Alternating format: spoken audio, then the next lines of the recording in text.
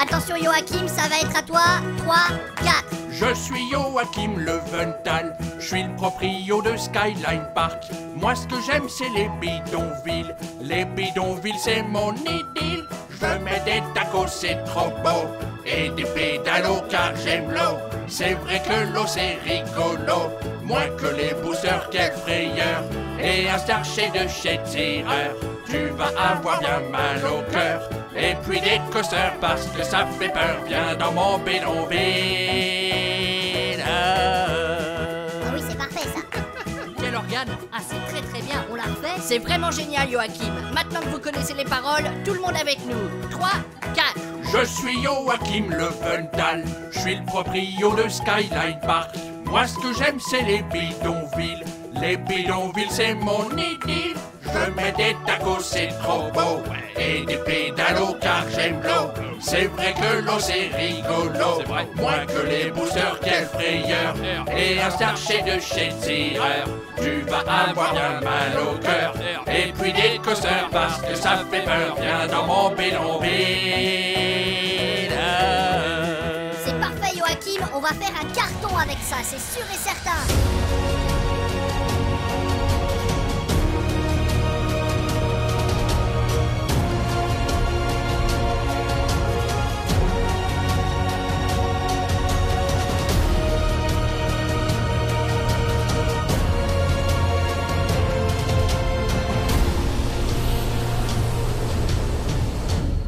C'est parti les petits potes, on se retrouve aujourd'hui pour la deuxième partie de cette journée qu'on avait commencé avec Bayern Park et qu'on avait fini avec Skyline Park. Une journée quand même très intense parce que c'était pas deux tout petits parcs hein. Je profite d'ailleurs de cette nouvelle vidéo pour vous remercier parce que j'ai encore passé un nouveau petit cap, les 300 abonnés ce coup-ci. Et ouais, les 200 abonnés on les avait fait avec Freizeit Park Plone il y a 2 semaines. Du coup je vous remercie chaleureusement et je remercie également Coasters World de m'avoir invité pour faire partie du jury de son Cocoon Test 3. Rappelez-vous, il s'agissait d'imaginer la nouveauté de Nigloland pour 2021. Et autant dire que c'est un contest très relevé, les participants ont fait un sacré boulot. Niveau organisation aussi, c'était aux petits oignons, donc je profite de cette vidéo pour les remercier et je vous mets les liens du contest en description. De même, je remercie beaucoup First Drop de m'avoir proposé une apparition dans cette dernière vidéo consacrée à la création de Minotaur, le grand gagnant du Cocoon Test 3. Vous pouvez retrouver cette vidéo en cliquant sur le lien en haut à droite ou tout simplement en regardant dans la description. Et nous, c'est parti pour Skyline Park. Bon, le moins qu'on puisse dire, c'est que ça n'a rien à voir avec Bayern Park qu'on avait visité le matin même. Hein. Bayern Park, c'est très soigné, très joli, très vert et Skyline Park, c'est aux antipodes. C'est pas soigné, c'est pas joli, mais le parc a au moins pour lui d'avoir quelques attractions qui valent le détour. J'entends par là quelques flat rides que vous pourriez être réticent à faire en foire et que vous pourriez essayer à Skyline Park, mais surtout une montagne russe qui va faire de l'huile à beaucoup. Ah ouais, là, dans le genre chiasse au cul, ça se pose là. Skyline Park, qu'est-ce que c'est? C'était à l'origine une aire de jeu qui a été rachetée en 1999 par une famille de forains allemands, à savoir la famille Leventhal. L'aire de jeu s'est donc progressivement transformée en parc d'attractions et depuis son ouverture, le parc a triplé de volume. Maintenant, on a droit à un site de 20 hectares avec une quarantaine d'attractions. Et dans le lot,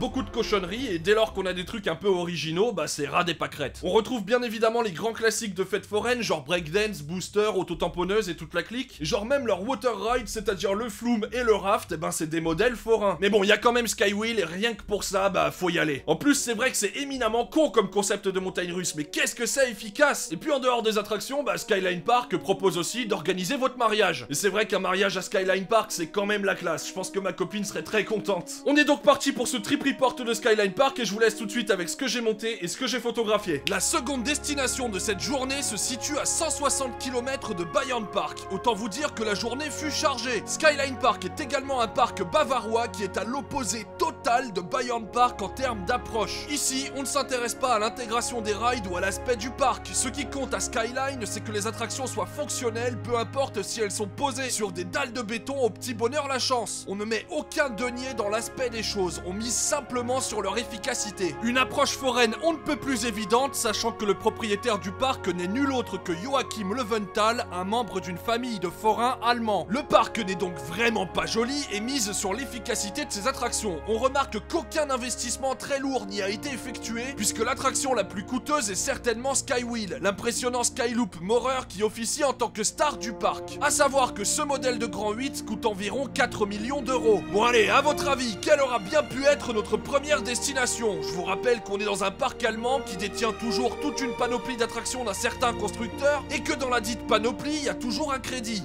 Alors, eh ben ouais, bravo, on aura crédité le Butterfly local. Vous suivez, c'est bien, plus un et pas des moindres évidemment. J'en ai marre des Butterfly. Les plus éveillés d'entre vous commencent à se poser une question, et je devine laquelle. Quelle est donc la cible du parc? Eh ben c'est simple, Skyline Park vise le jeune et faible féru de sensations fortes mais sans s'en donner les moyens. Et c'est parfois le cul entre deux chaises, avec notamment du familial soit totalement classique, soit totalement inintéressant et des attractions qui font plus penser à une foire cheap qu'autre chose. Et ouais, parce qu'on ne parle pas d'un Cedar Point là, on parle de Skyline Park et du coup il faudra trouver son compte sur les quelques crédits que vous allez avoir la chance de découvrir. C'est ainsi que je peux vous proposer un tour de Metroliner Schwarzkopf, à savoir Skyline Express qui ravira tous les amateurs de jets latéraux désagréables. Ou encore Darterban, eux aussi se sont foulés pour le nom, hein, un bien vieillot style coaster Schwarzkopf qui fait un bruit de tous les diables. T'as beau être à l'opposé du parc, tu sais quand il tourne celui-là, hein, y a pas de problème. Mais ce qu'on ne savait pas avant d'arriver à Skyline Park, c'est qu'il y avait un crédit limite moins intéressant que le Butterfly. Ah si, vous pouvez me croire. Et ce crédit, c'est Skyrider, un gyroflyer de nos amis néerlandais de Caripro, un constructeur qui a plié bagage en 2004 après avoir accouché de 9 crédits bien peu mémorables, notamment Vlermuis situé à Plopsaland de Panne. Alors là, c'est bien simple, tu pourrais être dans ton canapé à prendre l'apéro, il y aurait concrètement autant de sensations. Sauf que quand tu prends l'apéro dans ton canapé, bah au moins tu picoles. Là, tu fais absolument rien, c'est le vide intersidéral. Tout se traîne si bien qu'à la fin, c'était la circonspection la plus totale. Un Butterfly, au moins, bah tu t'attends à ce que ce soit sans intérêt. Un Butterfly, t'es prévenu. Ça, tu ne peux même pas imaginer à quel point c'est inutile. Même en faisant tous les efforts du monde, tu peux te dire, ça a l'air un peu bidon, mais tu ne peux pas savoir à l'avance à quel point c'est bidon. La morale de cette histoire, c'est qu'ils ont un peu de mal à faire des bons grands 8 en Hollande, hein, ça c'est clair.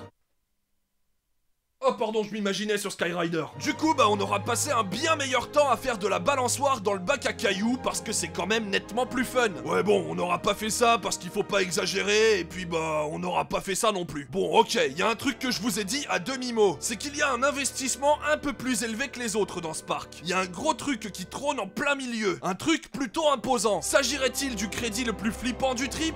Oui, sans aucun doute. Le plus intense? Pas forcément, puisque Freischütz c'est un exemple en la matière et que l'intensité de Freischütz se dure dans le temps, tandis qu'ici elle est certes très forte mais très courte. Néanmoins, cette montagne russe est suffisamment impressionnante pour filer un arrêt cardiaque à mémé dès les premiers instants. Parce qu'en fait, et très clairement, c'est un monument de flip. Une angoisse terrible pour tous ceux qui souffrent de vertige. Heureusement, j'en fais pas partie. Ce crédit, c'est Skywheel, un Skyloop Morer. Le principe est simple, vous adapterez votre lap bar à votre magnifique morphologie qui vous maintiendra les cuisses et le bas du ventre. Puis, moment chargé en émotion, le train sera dispatché. Dès lors, vous vous engagerez sur un lift vertical de 46,2 mètres de hauteur et une fois au sommet, vous vous retournerez pour pendre comme une merde dans le vide, uniquement retenu par une lap bar, toujours tractée par la chaîne du lift. Une fois que le train sera totalement inversé, vous dévalerez le fameux Skyloop, sorte Dirtline Roll inversée descendante. Coucou. Pour finir sur une bonne grosse drop des familles qui vous fera traverser la gare à 105 km/h. Vous pensiez que c'était fini? Eh ben vous pensez mal. Le train retourne à toute vitesse sur le lift, grimpe au maximum, puis se refixe à la chaîne dans un mouvement assez brusque pour vous ramener au sommet. Honnêtement, les 2 tours d'affilée proposés par pas mal de cycles du ride suffisent amplement. Certains cycles vous proposent 3 rides d'affilée dans la vue. Pour les plus malchanceux, parce que là, ouais, clairement, on peut parler de malchance, c'est 4 tours d'affilée. Et 4 tours d'affilée de ce truc-là, très honnêtement, c'est l'équivalent de 10 tours dans une machine à laver. Non, j'ai pas testé de tour dans une machine à laver, mais je t'invite à aller essayer si tu veux. C'est quand même pas terrible la machine à laver. Alors c'est pas désagréable, hein, loin de là. Juste que c'est très intense et que le lift est physiquement éprouvant. Vraiment. Surtout ce fichu retournement au sommet à vous coller une chiasse de tous les diables. Et ça, tu peux me croire sur parole. J'ai dit que le parc comportait des attractions cheap sans grand intérêt. Bon bah là, concrètement, j'arrête de râler parce qu'en termes de bonne attraction, on est servi. Bon, c'est l'unique vraie bonne attraction du parc, mais quelle attraction! Après, évidemment, ça ne change rien au fait qu'à côté de ça, il y a quand même pas grand chose à se mettre sous la dent à Skyline Park. Ah bah si, il y a bien sûr des tacos bidonvilles en chantier, parce que là, dans le genre immersif, ça se pose là, à faire et à refaire. Au rayon attraction aquatique, vous avez peut-être quelque chose à nous proposer? Bah, j'ai bien un flou. Après, je ne vous cache pas que l'intérêt est limité. C'est un modèle de foire et ça ne mouille même pas. ouais. Ce flou m'offre quand même l'occasion de constater que lorsqu'ils veulent faire un effort sur la théma, bah ça peut être joli, même si c'est si rare que ça ne compte presque pas. Pour le reste des attractions aquatiques, il y a aussi ces bumper boats dans la pataugeoire et ces indispensables Nautic Jet et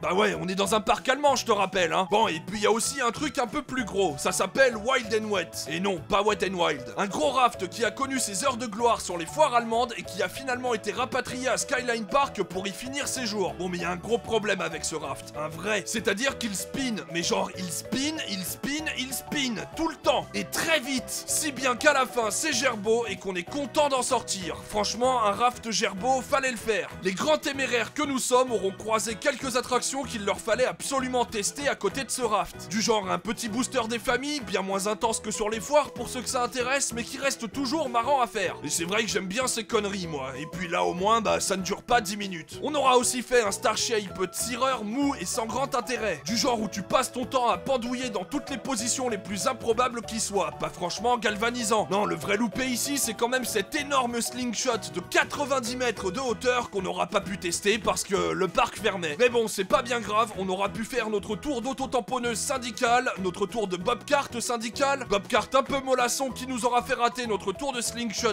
tellement il y avait d'attente, et on aura aussi fait un peu de vélo. Qui a dit qu'un trip n'était pas sportif? Bon, le slingshot n'est pas le seul à être passé à la trappe, puisqu'on n'aura pas fait de grande roue, pas de chaise volante non plus, pas de freefall tout droit sorti de Roller Coaster Tycoon 3, mais bon, on s'en remettra. Par contre, on ne se remettra pas de l'aspect foncièrement moche de ce parc avec sa théma bidonville qui a tendance à se montrer persistante. Avouez qu'à côté de ça, Disney Sea n'a qu'à bien se tenir. Disons clairement qu'on n'a pas vraiment envie de faire un tour de pédalo pour profiter des atours de Skyline Park. Alors, un avis général sur le parc maintenant. Bon, je vous l'accorde, c'est pas la panacée. Mais si vous êtes dans le coin, ça vaut quand même le coup de venir poser ses fesses sur ce monstre de Skywheel qui reste un redoutable grand 8 comme on les aime. Puissant, flippant et éprouvant. Je vous assure, va falloir s'accrocher pour enchaîner les tours. Skyline Park vaut aussi le coup pour poser vos fesses sur quelques flat rides que vous ne feriez pas forcément en foire et pour apprécier l'hallucinante théma qui jalonne les... non, pas du tout pour ça. Enfin, vous avez compris quoi. Ah ouais non, la théma c'est vraiment pas leur fort et le problème c'est que leurs arguments ne reposent sur pas grand chose au final. Et ouais, il y a une attraction qui est vraiment bien, après quelques attractions qui sont sympathiques à faire mais comme ça, genre le booster, les autotamponneuses et quelques petites conneries comme ça, j'ai quand même un vrai regret de pas avoir pu faire le slingshot parce que ouais, là 90 mètres ça doit quand même être assez impressionnant. Bon, j'en avais déjà fait par le passé des slingshots, j'ai jamais trouvé ça foncièrement très agréable et souvent très surcoté. Mais un slingshot d'une telle taille, j'en ai encore jamais fait et à mon avis ça peut vraiment rebattre les cartes. Non, Skyline Park pour moi vraiment, je me répète, c'est Skywheel parce que des années après ça reste toujours très impressionnant à faire. Avec l'expérience, il y a plus vraiment de modèles de montagne russe que t'appréhendes réellement de faire. Bon, évidemment il en reste encore quelques-unes et Skywheel en fait vraiment partie. Parce que cette bascule à 46 mètres de hauteur, juste retenue par une lap bar, je peux vous dire qu'elle va en faire chier plus d'un dans son froc. Oh. L'inversion aussi au sommet qui est très particulière et puis cette descente qui est bien fournie en G, bref c'est du bonheur. Par contre ouais, lors de notre visite les cycles étaient aléatoires et ça pouvait aller de 2 tours à 4 tours d'affilée et 4 tours d'affilée faut vraiment se les manger hein. En termes de montagne russe, le parc s'en est procuré 3 depuis notre visite, à savoir Kid Spin, un spinning SBF clone de Happy Loops à Energylandia. Bon, autant dire que ça nous intéresse pas. Également le tout premier Spike Morer, à savoir Sky Dragster, mais dans le genre modèle qui m'intéresse pas, lui aussi il se pose là. Et puis Sky Spin, un spinning morer de série, le modèle SC2000, donc similaire à Crush, sans la partie Dark Ride et sans la boîte. Et ça clairement c'est l'ajout qui m'intéresse le plus parce que je trouve ce type de grand 8 très fun. Et puis entre nous, je me passe volontiers d'une partie Dark Ride, d'une vieille boîte à chaussures et des 90 minutes nécessaires pour faire ce genre d'attraction. À Skyline Park au moins c'est pas du vol, tu montes dans ton train, tu fais ton attraction et puis merci monsieur dame. Là je suis en train de faire le tour dans ma tête, mais parmi les gros parcs qu'on avait fait durant ce trip, et ben Skyline Park est de loin le plus laid. En tout cas le moins soigné, ça c'est sûr et certain. Par contre c'était pas le parc le plus flippant, je vous tease le truc, mais le parc de la semaine prochaine sera le parc le plus cringe que j'ai jamais fait de ma vie. À celui-là il bat tous les records, c'est une angoisse permanente dans tous les recoins. Au moins Skyline Park n'est pas flippant, il est juste